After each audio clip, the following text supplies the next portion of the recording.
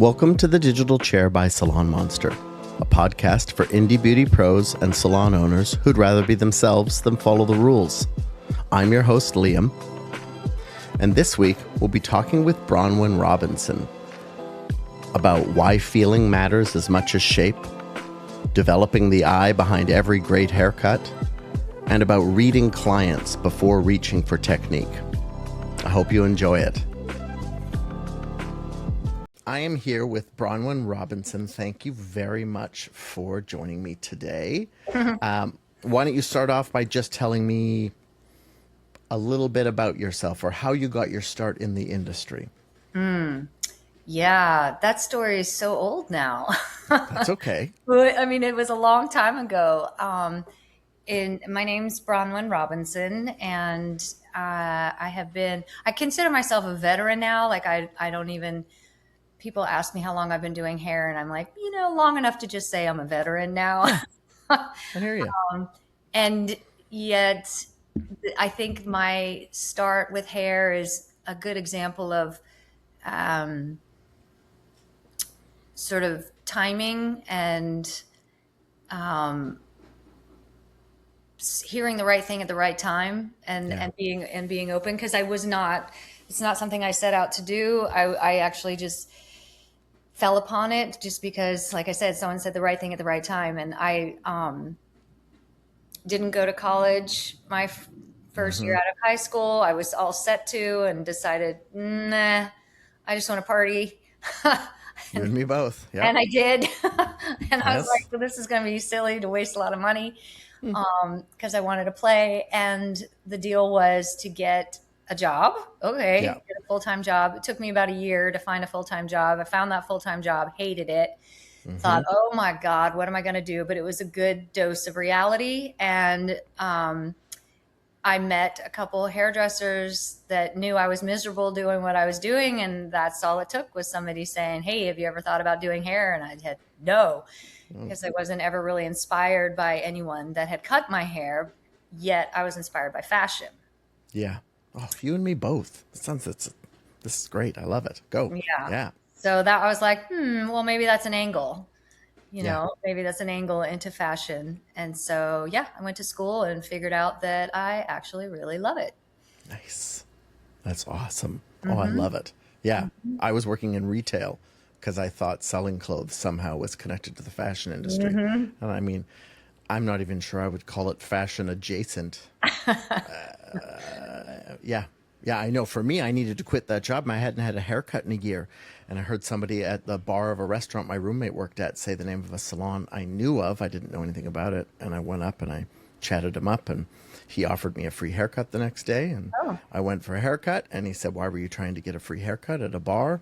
And I said, I need to go job hunting. And he said, we take one apprentice on every 2 years, and ours is done in 2 weeks. Are you interested? So I said, I don't know. That was literally a job. I liked my previous hairdresser. I thought they were cool. I thought one of the salons I'd gone to was really cool, but I'd never thought about doing anything like that. Like didn't see yourself there necessarily. No, I just liked fashion. That was it. Yeah, I just watched, fashion television and Fashion File and things like that, and that's what I wanted. Okay, so you went to hair school, yes? Yep. Went to hair school, and where I was, you had to go to school. There wasn't really an option to apprentice your way through. Yeah. So I got my hours, and then I apprenticed. Yep.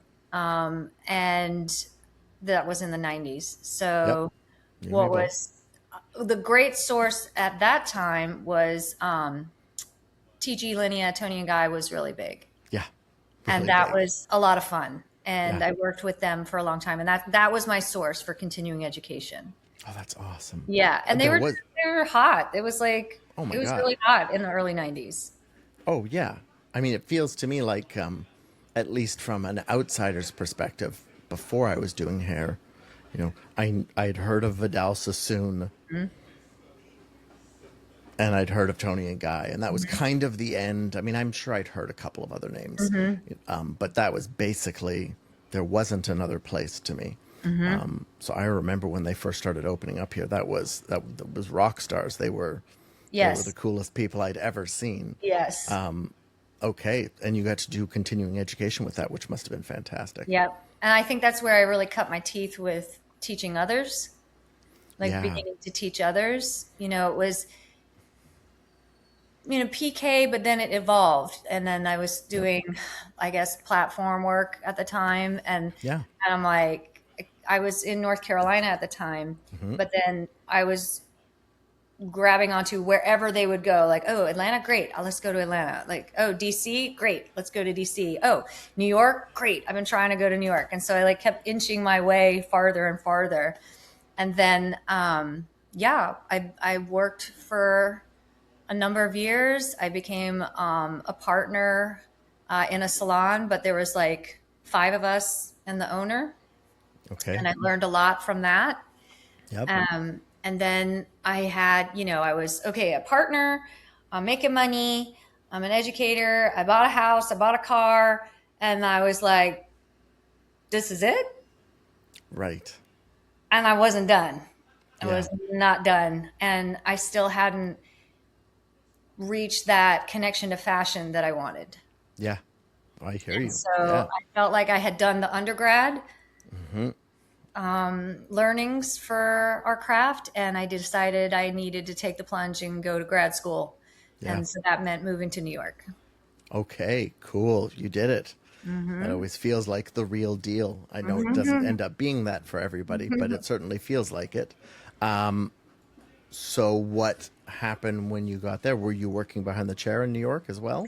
Yeah, so I had to start over because despite the Yeah. fact that I was an educator, my connection was through Bumble and Bumble. As a partner in the salon where I worked, I had access to a symposium of the top 10% salons in the country. I don't even remember the program that was there, but I had been following Bumble and Bumble through editorial magazines, Mm-hmm. and I had seen the name a lot associated with editorial stylists, specifically Orlando Pita at the time. Yep. And so that I was like, oh, well, here's a salon that's actually connected with fashion. So what's that about? And so I went to hear Michael Gordon speak, and when Yeah. that's the founder of Yeah. Bumble and Bumble, and I went to hear him speak, and just the way that he spoke about like the standards and being better, and his whole approach to be, do, have, like you have to be who you are and do the things you need to do to be who you are, and then you'll have the things that you're actually trying to Yeah. achieve. And that really resonated for me. And I liked the idea of being in a place where someone could actually teach me the questions that I wasn't getting answers to. Yeah. And it I was mean, like, I wanted to move away from the concept of collections, like, because in our industry is, especially at that time, everything yeah. new was presented through collections, right? Like this season, it's these are the looks. And I'm like, well, who said? Yeah.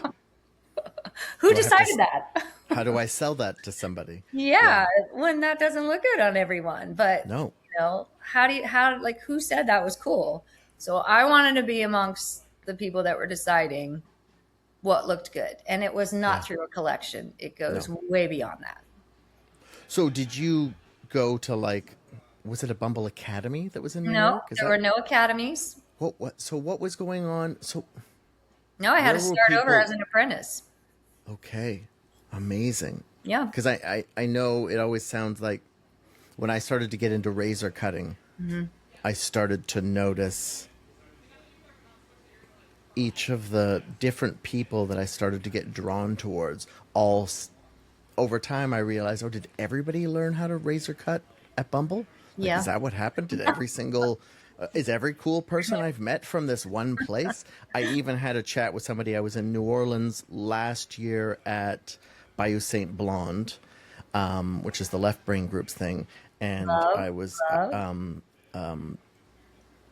my friend Douglas McCoy sort of Hmm.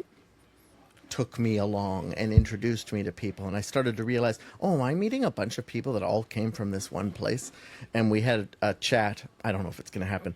I'd love to make a family tree documentary Oh my gosh. about Can you imagine? how interview everybody, how it goes back to there, but then it goes back further because Michael Gordon. Who else was the prime? Who else was educating with razor cutting there? Was it Michael that was doing that? There No, was. so my generation, which I think is the generation that really like made it happen, Yeah. was we studied under Howard and Raymond McLaren. Yes. And but before Howard and Raymond, there was another era, Yep. and I didn't work with that era, Yeah. but they did really well too. Yeah. I don't know the specifics of that story as well. Um, Someone came from Sassoon before that, I yeah, think. Somebody came from Sassoon, London yeah, before that. Anyway, it just had this story where you're like, oh, are we yeah, just going to end up back with Sassoon and Trevor Sorby? Like, are we just, is right, everything just going to come back to this one right. place again? Usually. Right, exactly. But Michael was drawn to the textures from bobs in like the Depression because Yeah. women had to go from very long Victorian hair to cutting their hair off because they had to go to work. Hmm. It wasn't practical. So there weren't hair salons. So what do? You go to the Yeah. barber, and the Yeah. barber would bob their hair off for practical reasons, which ended up turning into a whole thing. And so he was fascinated with those textures that were created by that tool. And so I think the way we talked about it at Bumble was we were if Vidal Sassoon was the revolution in our craft, we saw ourselves as the evolution. Yeah. So it just brought in all the learnings. Don't dismiss all there is, all that knowledge that's out there, but let's learn from all that's out there, discern through it, and then put out, share information in a way that's been vetted out, I guess. I feel like that's something I've gotten really strongly from that whole movement that feels like it came out of that is before it felt as though education was completely enclosed. It was not shared. You had to be in it to learn it. Whereas I feel like there's two or three generations that came out of that sort of like went out and spread and shared the information without any judgment and taught it in a different way. Like the person who trained me in my well, I did an apprenticeship at a 12 chair salon, so everybody was involved, but the person who theoretically was supposed to be came from Sassoon. So I was doing Sassoon to begin with. And I'm super glad I did it. I mean, Yep. I It's great. love what I Yep. learned, but my brain didn't work well with it because it was sort of like you have to fit this shape. You have to put this shape on this person, and I couldn't figure out why it was never working. Like, am I so bad at it that I can't?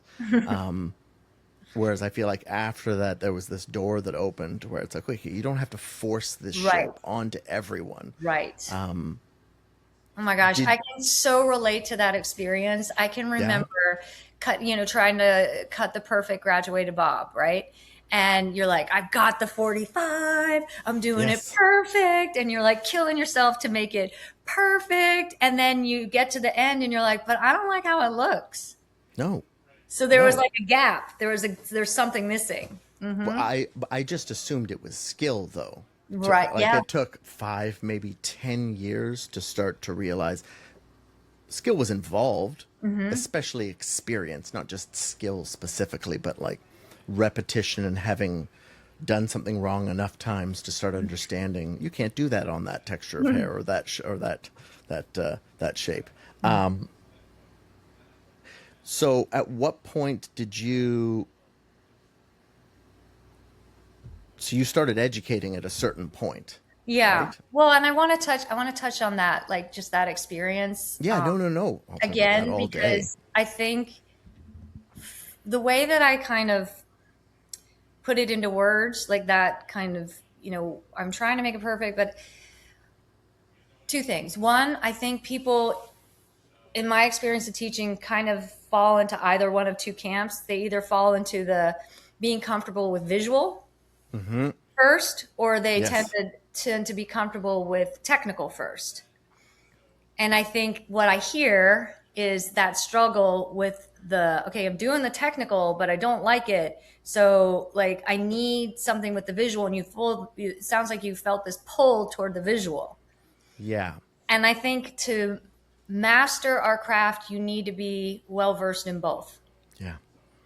I think you That need to makes know sense. how and why something works, and so that you can let go of that and, not think about how you're riding the bike, but just pedal. Yeah. Just feel the balance Oh, and see where were what you when happens. I started? I mean, you were starting. It's where you were when I started. But yeah, I mean, it was a struggle to one of the other problems I had, and I think it fits into this, was I was very lucky in that I was surrounded by several incredibly gifted Hmm. hairdressers. But what I've found over the years with really gifted people, like super gifted people, is it's intuitive for them. Mm. So a lot of the time, I didn't understand it then. They were describing most of a process to me, but Mm. there's part of it that they don't even think of as process. It's just natural. So they're Hmm. not saying it. So I'm doing the steps they said, but it's Hmm. missing three steps because they felt it. Right. The vision. And Hmm. I'm like, what's happened? Why am I? And I know that was a real struggle to realize. It wasn't just me. It wasn't just like it completely inadequate. I'm involved, Hmm. but that part of the process was missing. So I am visual, but I also felt like the technical I got still was most of it, but Hmm. not all of it. Hmm. So it took me several years to just. I mean, I had to just do trial and error by myself Well, that's basically it. until I That's figured it out. developing the eye. Like that's what you're describing is developing the eye, Yeah. and looking forward. And so there, I think that's where emotion comes into play. Where you're like, how do you know that intuition that you refer to? Like Yeah. how do I know? Well, it's a feeling. Yeah. And then you start to have to listen to the feeling, because it's emotion. It's like, well, ooh, there's the vibe, or ooh, Yeah. that looks good. Like, how do you know? How do you Yeah. know when it isn't about being perfectly executed? When it isn't about, okay, fine, technique, cause and effect, great, got that, check. Now what?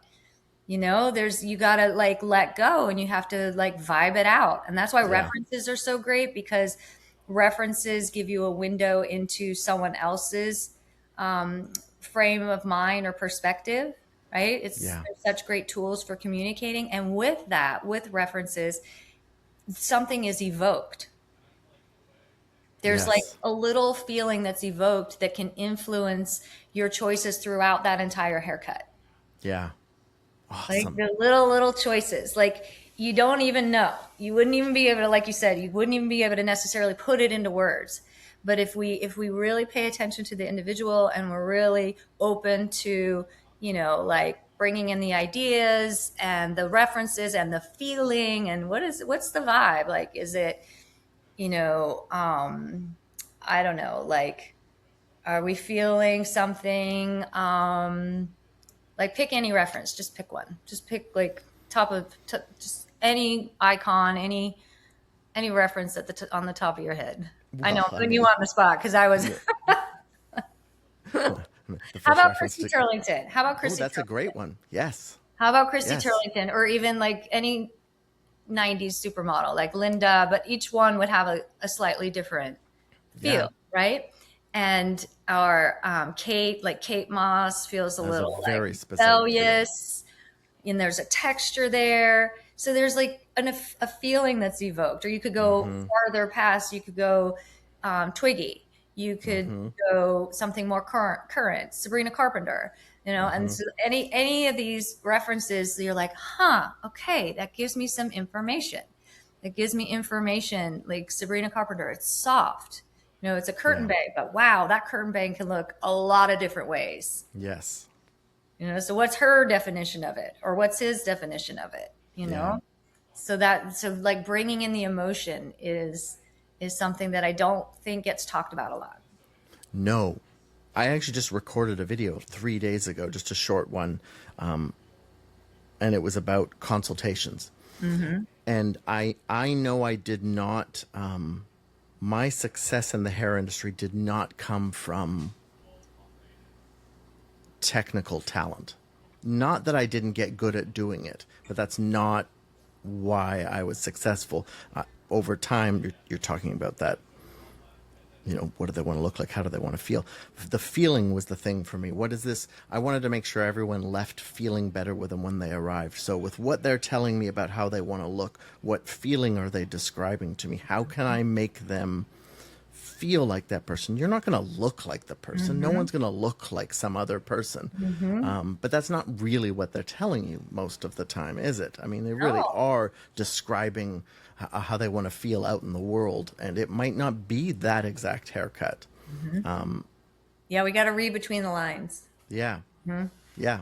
A That, talent that is absolutely underrated. well, it was convenient because it was the only one that came naturally to me. The technical stuff didn't come naturally. That just required, the type of trial and error that you can only experience when you do something wrong on a person and they have to leave with it. Yeah, but I think, technique can be taught. Like even if it's trial and error that gets you there, technique can be Yeah, taught. But what you're describing is back to that intuition thing, which isn't necessarily taught. yeah, That's hard. You have to like develop that. Maybe not everybody can, you know? yeah. Like how open are you? How empathic are you? How well do you read between the lines, right? And It was, and I also think that that's an ingredient that helps make it a career yeah, and not just a job. yeah, for Because sure. I said I was a veteran because I haven't disclosed how many years I've You been don't doing need to. hair, but I still love it.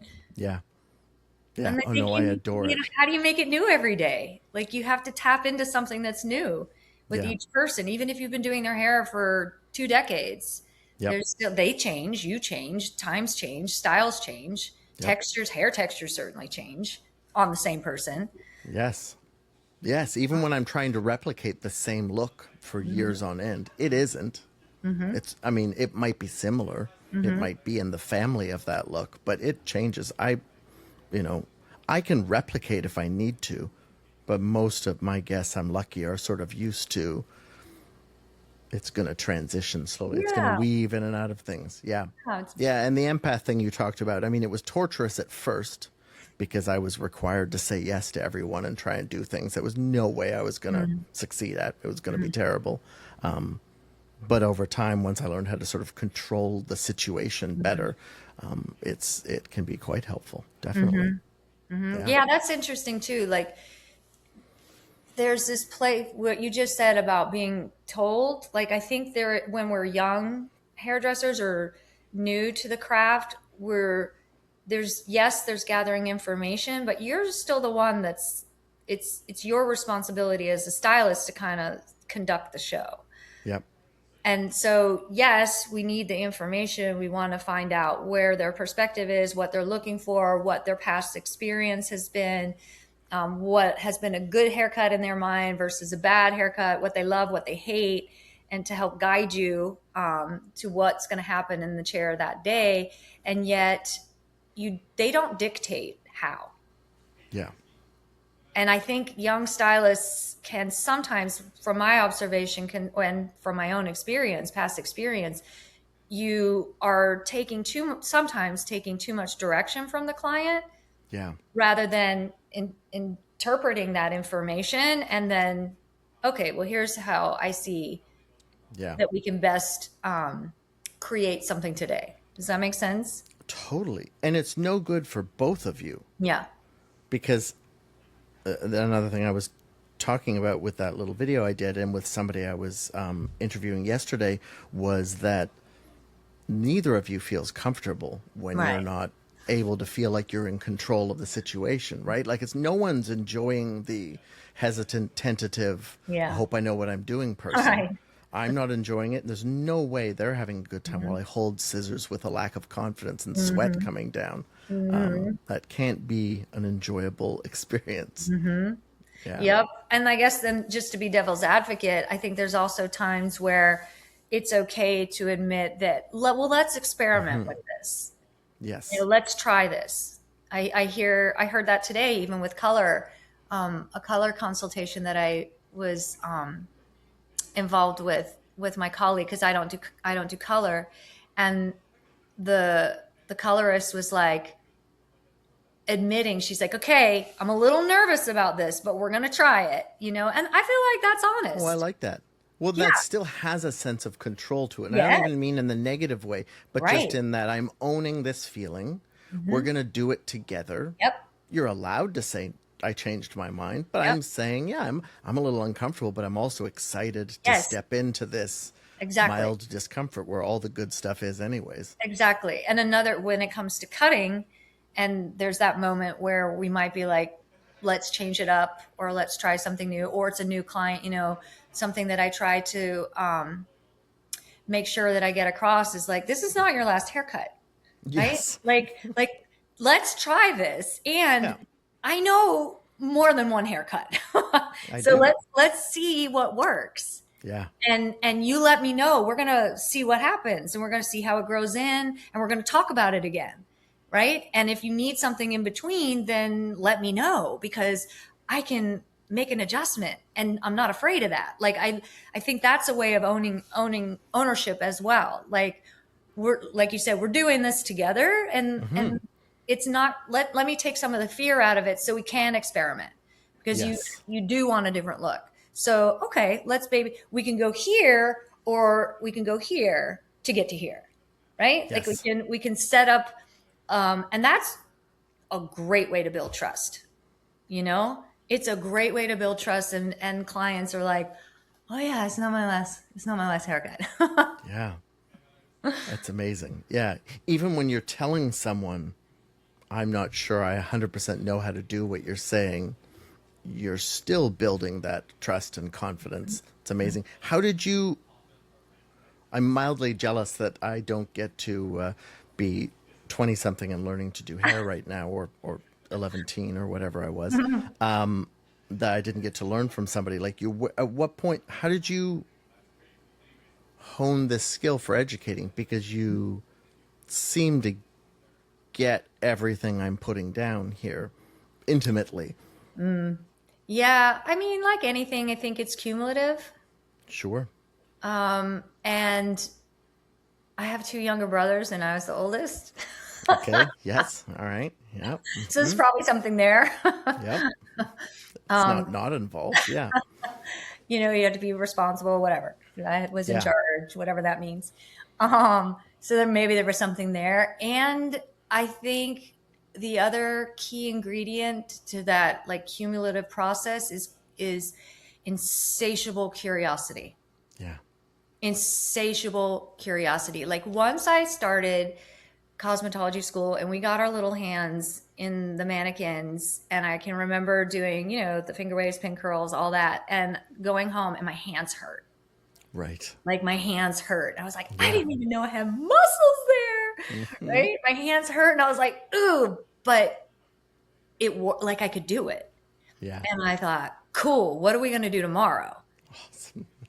What a great way to approach everything. Okay, so So it it was was like, I never in stopped you asking from. that. Like, what are we going to do Yeah. tomorrow? And that just never stopped. Yeah. That's so cool. And then the puzzle became not just answering the questions of how to provide for my clients, but also now there's a new puzzle with students, and getting into their perspective, and how can I add on? How can I add on? Because it's definitely not about right or wrong, right? There's no judgment. It's not about right Yeah. or wrong. It's art, it's craft, it's subjective. So then, how do I quickly, you know, gather information with what the stylist is hungry for now, and how do I add on? How do I provide them with something that answers some of their questions? Yeah. And then that there again, it's never ending. It's like, No. what are we at today? Like, what is it with this bob today? What is it with long hair today? And like, it never ends, which is fun. It's And so amazing. that's another puzzle that I like, is like, each stylist brings a new perspective to the table, and wants to add another piece to add to their skill set.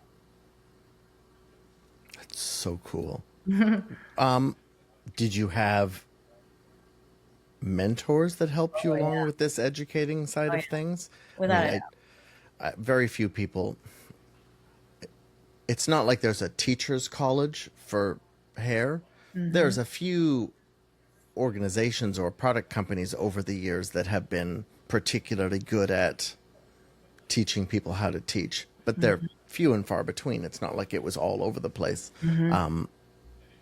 Did you find, because you seem like a natural educator to me, at what point did you find somebody that piqued your curiosity with paying that forward and educating more?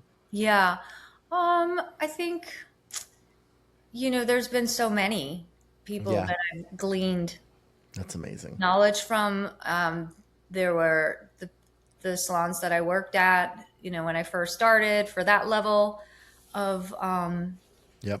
learning that needed to happen, and then seeking out more. Like there was a lot of artists at Tony and Guy that I admired, and then I think the most impactful probably though was my time at Bumble. But that was Howard and Raymond, but it was also I worked with Ward, I Hmm. worked with Eugene, I worked with Rolando, I worked with Hmm. Laurent Philippon, I worked with amazing photographers, Jimmy Paul, I still work with Awesome. backstage, who's wonderful. And like for decades, I've worked with, these, and it's just amazing. And then all my wonderful, incredible, talented colleagues at Bumble, because that Yeah. was very much a part, like that synergy was very much a part of why it was special. Yeah. The people, and there, like you were talking about before, like there was so much talent. Yeah. It was just unfreaking believable talent. It's a timing thing. Like that time period was I hit the wave at the right time. Yeah. It was just incredible. It was really special. And unfortunately, one of my mentors passed last summer, and that was Raymond McLaren. Right. And, Yes.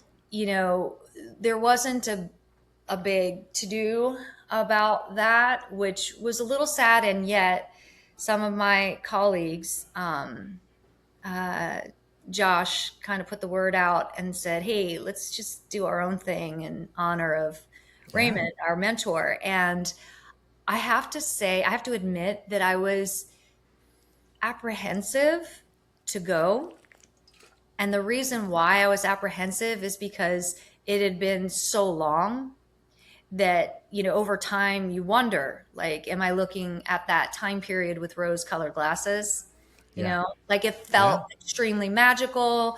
I was young, there was a lot happening, we knew it was magic when it was there, and you're like, and I was apprehensive to go to this gathering in his Sure. honor.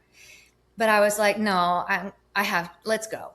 And I Yeah. went, and it was with this my generation core group of, we were apprentices and educators at the same time, and not everybody was there that I'm sure would want it to be, but there were key individuals there, and my heart just knew when I was with those people that I didn't make it up in my head, Yeah. that it was real, that time was very, very magical and special and meaningful and impactful. And that's why, as you said, did like everybody learn from Bumble? Well, Sure. kind of. At that time, yes. Yeah. We made and I remember, hearing at some point in time, Michael's vision was to impact the industry. And that's why Oh. it wasn't named after him. He Yeah. wanted it to last longer than him. And so I think that we did. I think we did Oh, impact yeah. the industry and create a legacy for that. Um, Bringing that understanding of this other tool from the past into current work, Yep. and also the standards and the importance of developing the eye, and also the aesthetic, because Yep. it was directly connected to fashion. And so that original thing that I mentioned in the beginning, where those collections, it looked hairdressery, would not that that's a Hmm. bad thing. No, but And there's more. yeah. So I think that was also equally part of it is its direct connection to fashion heavily influenced the aesthetic, and it was different. Yeah. Yeah, I mean, it's really amazing when you're lucky enough to know you're in one of those moments. Mm. Not everybody gets to know. Usually we find out years later Hmm. and look back and we're like, "Oh, that was pretty cool." But, Hmm. everyone I've met, it's just so obvious that that was a scene. And what I find so interesting is it's an internal scene. It's not like it's world famous as a retail line, Hmm. but not that scene. Well, first of all, it feels like a New York thing. I know it can be in other places, but it feels like such a, Very New York. you know I would go back in time and be like, oh, it must have been cool to hang out with Basquiat and Andy Warhol in New York. Like there are these moments in time and Right. places where sometimes they're external, sometimes they're internal, and it's really obvious that was the epicenter of something. Yeah. And the way it grew out, I found fascinating. And you spoke about being concerned that you were wearing rose-colored glasses when you were going to go there. And what's one of the things I found interesting when I was in New Orleans last year at that show was seeing all these people see each other for the first time in a long time, and even though they're all over the place, personality type and all sorts of stuff happened over the years, they were all connected immediately. It Yep. was so obvious that they were all connected in a way that everyone doesn't get to have through a career. In Right. fact, it's rare in a career that people Right. get to have Right. that kind of On that connection. level. On that Yeah, level. Yeah. yeah, Well, that's what's been a lovely um, surprise post Bumble, since I'm not there anymore. Many of us yeah, aren't, right? Like yeah, just like that gathering. And that's what's been interesting and what I like to refer to as my karmic legacy, and coming to the realization that all those connections actually count. yeah. Yeah, they sure And do. I've been so warmly surprised with how much it has helped me as a freelancer. Yeah, And just be like, because you think, I was there for so long that you think, I don't even know what it looks like post Bumble. And yeah, here I am. Let's see, that was 5 years ago. And I'm still loving what I do. I'm still yeah, doing education. I'm still doing hair, but I've moved out of New York, but I still go back. And it's okay. And yeah. all those connections have led to what I'm doing now, which is, they count. Those connections count. Hmm. Well, tell me about what you're doing now. Well, I think, what I like to, the story that I tell my clients is they never show you in the movies. If you can make it in New York, you can make it anywhere, right? Mm-hmm. That's what we always hear, right? And they never show you in the movies, well, what happens after you've made it? Yes, What does that yes, look like? yes. Right? It's always the climb, the struggle, the hardship, the success, and yay, but they never show you what happens after you've made it. And that's what I've been learning. And I think what happens after you've made it is what you earn is choice. Right. I think what you earn is choice. And I chose to downshift a little bit Mm-hmm. because, as much as I love New York, it is a hard place to live. Oh, yeah. Oh, it's It's hard on the nervous system. It's a it's hard lot. on the nervous system.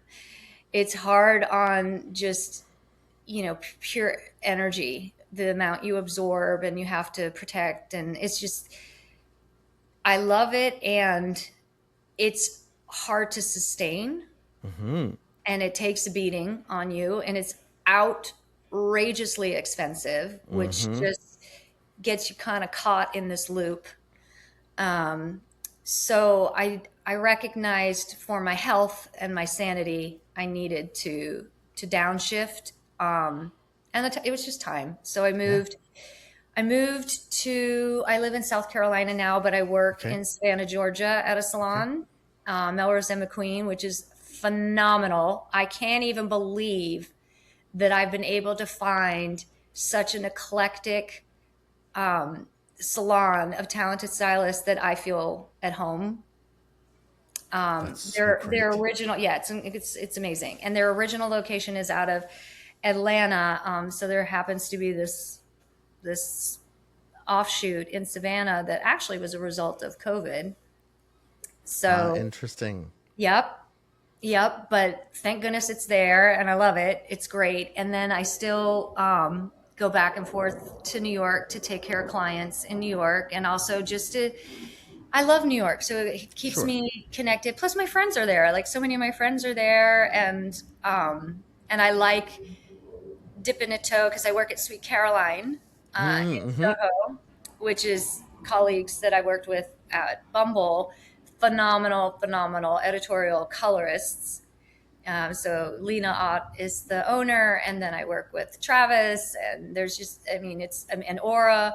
Those are my former Bumble connections, and it's the same mindset and standard Yeah. that I love and need to be around. I need to Yeah. be around that energy, and we still feed each other, inspiration. Yeah. So that just feels really lucky to be able That to, is really lucky. That's yeah, amazing. still have a little resource, you know. Yeah. So it's a lot of fun. So I get to go, and then I get to come back to the quiet.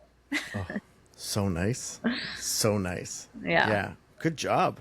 Nice way Mhm. to set it up like that. And Yeah. are you so you said you're freelancing, Mhm. freelance education or and Yep. freelance okay. Yep. And are you teaching out of the salon you're at as well? I mean, I don't my guess is All it the would be things. impossible for you to not teach Yeah. wherever you happen to be standing. All the things. Um All the things. Yes, that's I so do. great. I just did a class in Atlanta on Monday. Yep. So that was just a little quick look and learn for Melrose and McQueen in Atlanta. And sometimes I open those up for local stylists. Yep. So I do them in Atlanta and Savannah, but I've been doing workshops out of Sweet Caroline in New York for a while. But I took a step back this year because I decided to do a little bit more look and learn opportunities Mhm. because I think the stylists out there that already know me or know that time of Bumble, um, I tend to work in their salons. Like I go all over the country and work in their specific salons, Right. which is great, and I love that. And it's a little more intimate. And sometimes we invite people to those as well. And but I thought when I'm in like New York, Savannah, Atlanta, and I'm doing these classes for the apprentice, and I can set it up more like a dip in, look and learn situation, I thought that that might help make myself a little bit more accessible to new stylists that maybe not are not already familiar with the razor. Yeah. So I thought I would let me just create a couple variations of experiences so that I can invite new stylists in a comfortable way to Yeah. just kind of test the waters and not feel like they have to work on an actual model. Because Yeah. I almost always work on real models. I Mhm. provide real models when I provide a workshop. But then in salons, they provide their own models. I will do mannequins as well for brand new Yep. people, but that's like a new thing just because I'm just starting to work again with stylists that are not familiar with a razor already. Yeah. And but I but I'm encouraged to bring the next generation in. That's great. That's really kind of you to do the look and learn. The first razor class for me was a look and learn. And even though you can cut yourself with scissors, well, odds are good you're going to cut yourself much more dramatically with a razor the first couple of times. Yeah. I find like scissors, it's like once you're following the rules and holding everything correctly, Right. you do have to actively do it wrong or Don't put it in your pocket. yeah, you don't. Yes, exactly. I mean, in fact, any knife you're not supposed to Right. without a sheath, supposed Yeah. to just wave it around and put Close it in it your. when you're sectioning, stuff like that that becomes more intuitive. Yes. And that's okay. Yes. That's And okay. I mean, there wasn't,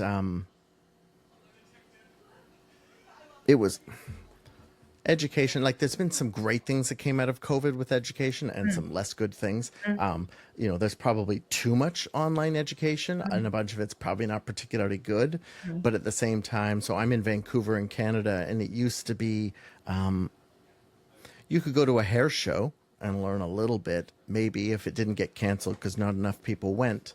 Gosh. You could watch, and this is, going back to like starting in the 90s, you could watch product knowledge videos and Yep. hope that in that video someone happens to do something with hair Yeah. that teaches you, or you're learning from the people around you, or you leave town and go to a Sassoon Academy or go somewhere.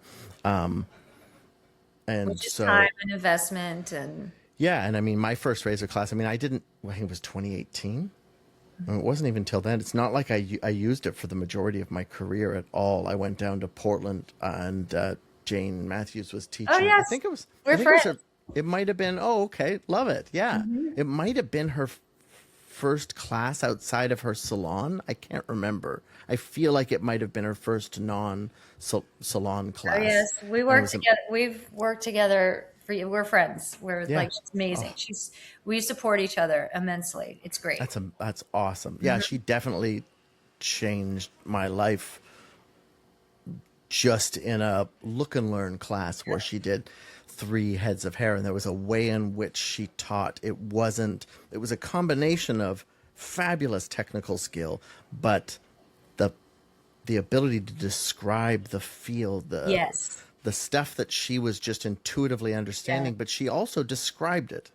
It wasn't just it's a feeling, you'll know it. Yes. She Yeah. described what she was feeling, and I found, I came home and immediately felt comfortable. I'm not saying every razor cut I did after that was good, Mhm.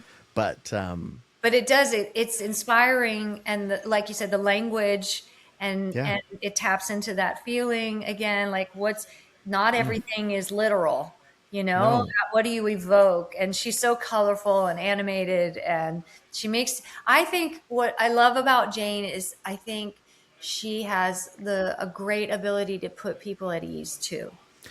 Yes, she made me feel like she was not in a lack of confidence way. She was the least comfortable person in the room. And Mm. again, not in that I'm nervous it's not going to go well, but just in there's no difference between any of us that are here. Whereas I didn't, before going there, I was pretty excited that I was going to go do this class. I've been watching YouTube or watching Instagram. I was excited. And yes, I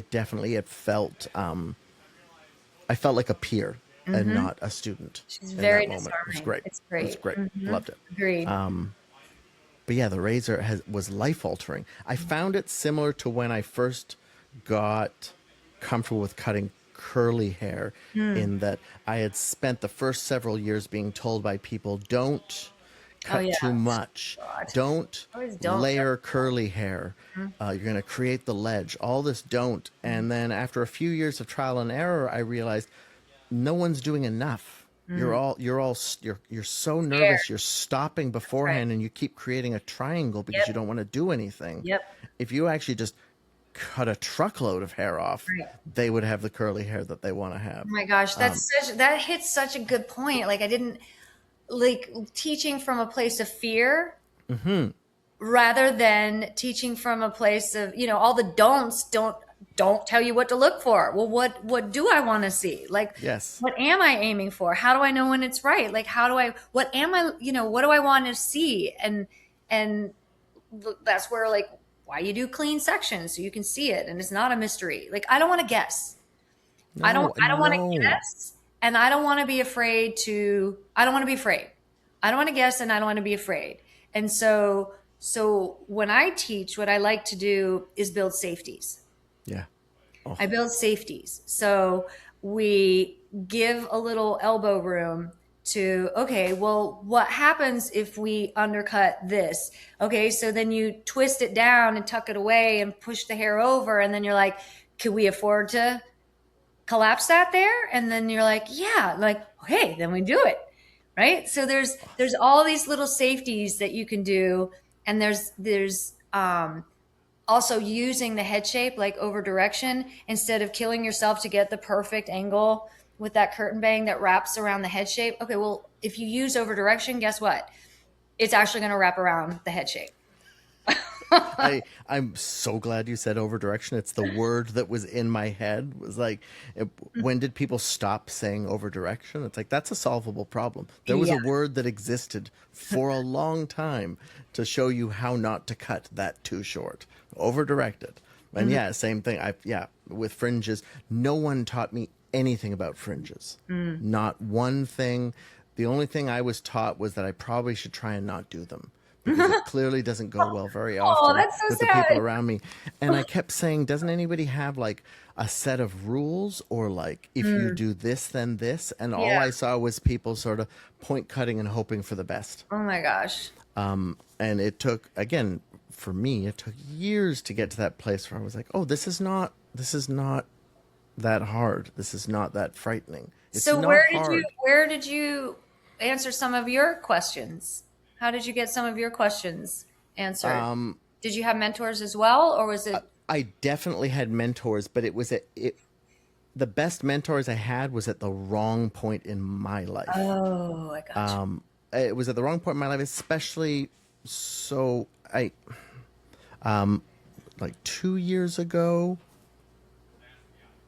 I got diagnosed with ADHD, and I don't really need to have a giant long ADHD conversation, but what I got out of it was starting to understand how I learn. Mm-hmm. And Yeah. so when I don't understand what somebody's saying, Mm. I have a tendency to mask really effectively and try and make them feel like such a good educator so that we can Mm. move on. Oh, you're so Oh, good at teaching that look because at I felt that. so inadequate when I didn't know when they told me for the third time.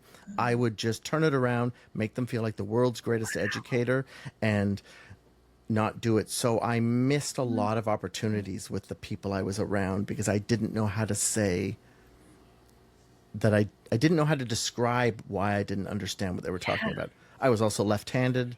Oh, yeah, Everybody yeah. found that confusing. I kept saying, just show me how to do it. I'll figure out how to do it with the other Yeah. hand. I got bought right-handed scissors and I used them on my left hand Oh for my 15 gosh. years before Oh I my gosh. switched Oh out. my gosh. I still scissor over comb like this when I cut because I can't.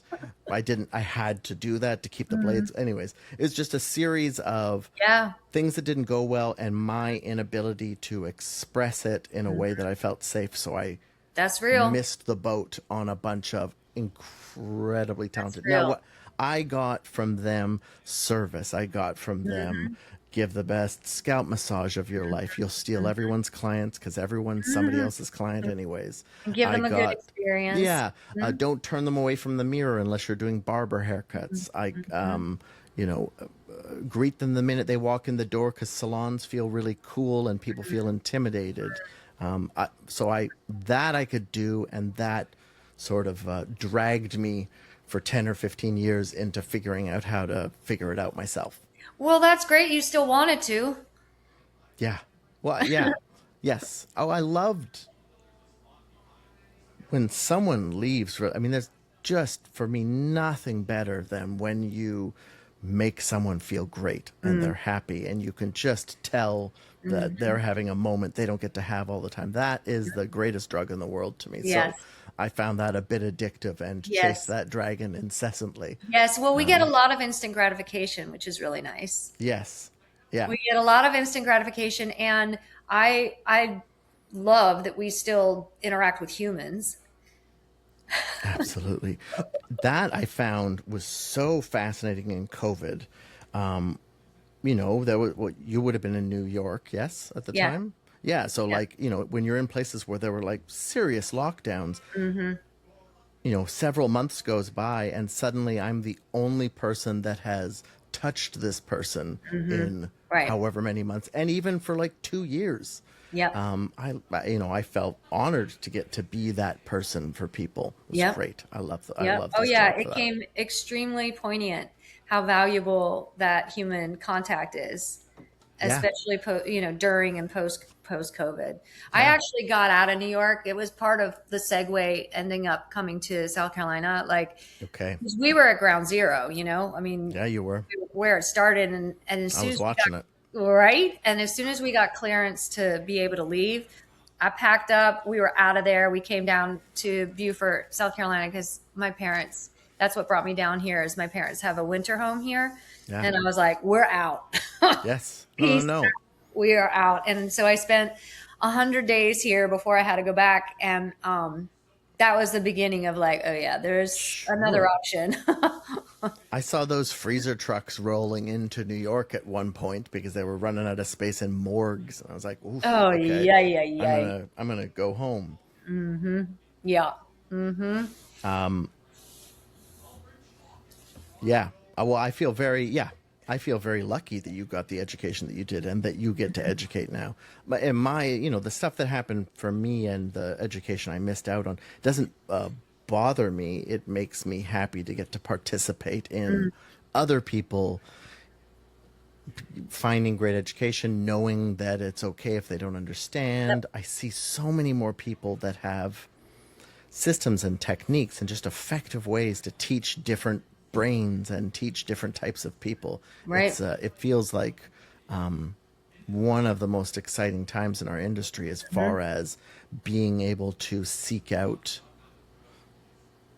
the voices and the education that you need, that it Right. It's exists. accessible. There in a lot of different ways. It's accessible. Yeah. That's at least one good part about all the digital stuff is Yes. that it makes It's things more not all accessible. good, but Right. there is and not all of the accessible education should be education that anybody pays money for. And I'm not trying to badmouth anyone. I just everyone, the amount of people that became teachers, sort of, kind of, knows no bounds. So you're still traveling around. You're teaching people all over the place. That sounds like a good life that you've Yeah, I built for found a sweet spot. yourself. It's working. The plan is working. The plan is working. That's Yep. great. I That's still, great. yeah, I still, I'm going, let's see, where am I going? I'm going to San Francisco in August. I'm going to LA in the fall.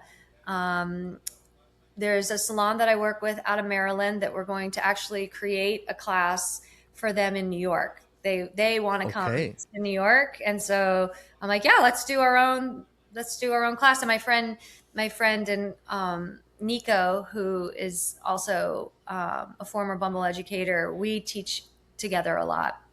Fun. So they specifically requested Nico, which I don't think I've even told him yet.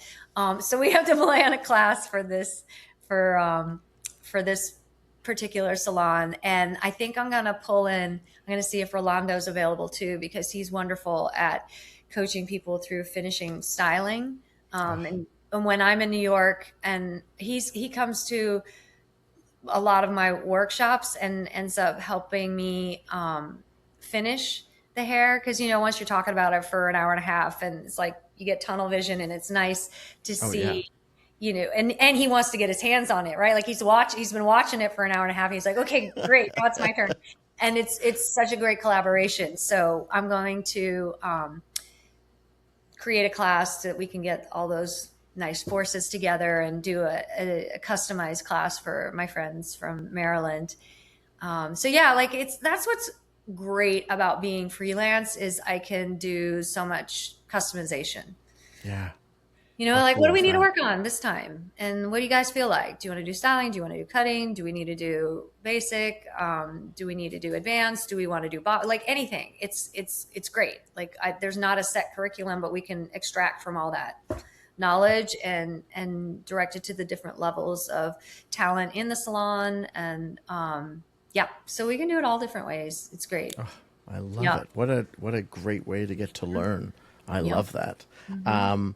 Okay, can people book you for these types of things? Is this a Absolutely. thing? How Yeah. would somebody get in touch with you if Oh, they they were get interested touch. in Here's this? my shameless plug. No, Yeah. Instagram. Yep. Instagram is my main tool. I do have a website where I sell tickets, but it's mostly just functional for ticket Yeah. sales. But it's mostly just DM me on Instagram, and Okay. it's my name. It's shortened just because that's what was available, but it's Bronwen Robins, Okay. and that's my Instagram. So I'm very accessible via DM or email on Instagram, and get requests all the time, and plan out the year or plan out the next month. And sometimes I can do them short notice. Sometimes we got to plan out, and that's okay too.